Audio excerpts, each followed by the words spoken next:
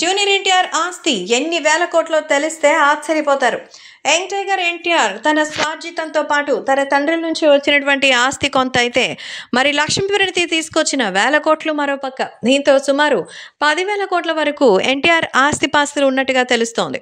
ఆయన దగ్గర లేని కారంటూ లేదు. సుమారు ఆయన కట్టుకునే ఓ వాచ్ ఖరీదే 7 కోట్లుంటే ఇక ఆయన ఆస్తిపాస్తులు ఎంత ఉంటాయో ఊహించుకోండి. ఇక వందల ఎకరాల ఆస్తి నిమ్మకూరు, అంటే తన తాతగారు పుట్టిన ఊరు నిమ్మకూరులో కొన్నారు.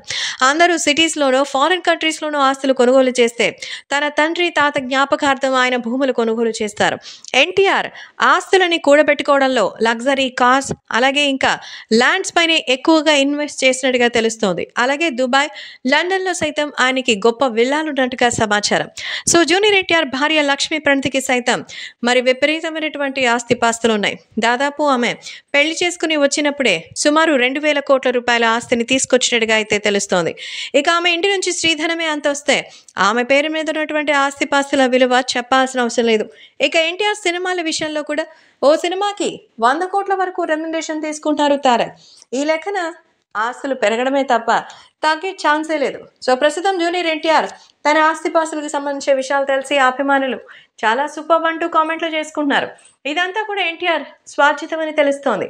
అంతేకాకుండా ఎన్టీఆర్ పెట్టుబడులు పెట్టినటువంటి కొన్ని వ్యాపార సంస్థల్లో కూడా విపరీతంగా షేర్లు లాభించడంతో ఆయన ఆస్తులు మరింత పెరిగినట్టుగా అయితే సమాచారం.